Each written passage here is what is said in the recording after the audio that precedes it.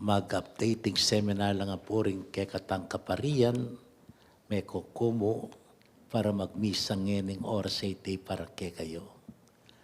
At nang kasanting, uling first time ko pa mong may kapagmisa kening chapel na, ng kekatamong Archdiocese San Radio, Station 91.9 Bright. At masaya kong uling makayakmayang misyonan ng kekatang Archdiocese tungkol kaniting radio station ang poking ebangelyong dimdamtamo ngayon kayaldawan na iti. Meto yung katekesis at tuturo na ni Ginutang Jesucristo kang Nicodemo. No po may manimba kayo manibat niya Lunes, Martes. Yung Ginutang Jesucristo, paksabianan ni Nicodemo ang meto nga pariseyo. Dapat ede kaluparetang kayabe ng pariseyong kokontraparatik yung Ginutang Jesucristo, Nicodemo, meto yung pariseyong malawak ang paglalawe kimbye at bisayang mabiyasa makiramdam niya masayayang king Ginutang Jesucristo. At kining katlungaldo ang katekesis na ni Ginutang Jesucristo kang Nicodemo adwa lang punto ding borikong pabakal ke kayo. Ing mumunang punto ing Diyos kalugurane ing mabilog ayato. Ing Diyos kalugurane ing mabilog ayato. Ing kaduang puntong borikong payabot ke kayo. Itamo o ako nano ing lugod apapakit ko kin Diyos at king tao. Ing personal tamo. Makanano tamong lulugod. Yamun tatam ketang mo ng punto, ing Diyos ligurane mabilog ayato. At yan yung peka-emphasize na ni Ginutang Jesucristo kang Nicodemo, nga nang sinabi kang Nicodemo, kaliguran at bininyagan, ing tao nga napin tanggap ya king danum at king banal espiritu at yapin ing muli ng sabyan at tuturunan ng ginukang Nicodemo niya maging born again niya. Ing born again, muli ng sabyan, tampa magbayong biye kapamilatana ning tuturuna ning Ginutang Jesucristo e nakalupa rin ng born again Christian na balutamong protestante. Noon itang mismong pamagbayong biye.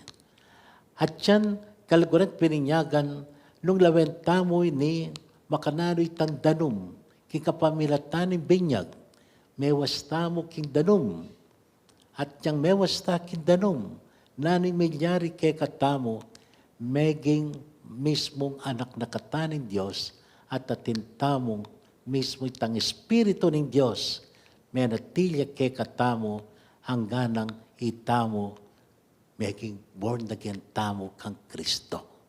Tapamagbayong biye, at biglat na yung pasbul ng banwa para kekatamo niya dapat panamdaman tayo ang lugod na ng Diyos king yato. Imburi na sabyan, kalugura na katamo niya meteya at sinubli ang mebye para buklat na yung pasbul ng banwa para kekatamo. Ikadampunto, itamo, nano ang lugod tamo king Diyos, ang papaking tao. Bali po, potang lulugot taking meto nga tao, dapat mag-expect tamong pakibat. May ngari mo ikay may asawa, e naburisab yan nung ikamong babae, ing lulugod king asawa mo, at ing asawa mo yung nakakaluguran, e maglas ing kay kayong pamiyabe. Kalupa na mo ning train, istong ding train, akakita mo adwalang release. Istong metong yung release, yung train eya gumana, eya mandar. Dapat adwala parati ding release na ng train nung burimong mandarya at muntaka ketang pupuntalan mo. Nya po tanlulugot tamo, E mubukod tanging Diyos, lalapit siya kay katamo, nga napin, mintanay, Kristo kay katamo, yapin ng sala, dapat ting tao mas burineng, punta lang ng dalumdum na ning biye. At buring lawen, hing masala, uling tatakot siya, uling mas masikan niya, hing atraksyon na ning laman, atraksyon na ning pibandyan, at taligwat na ning yato.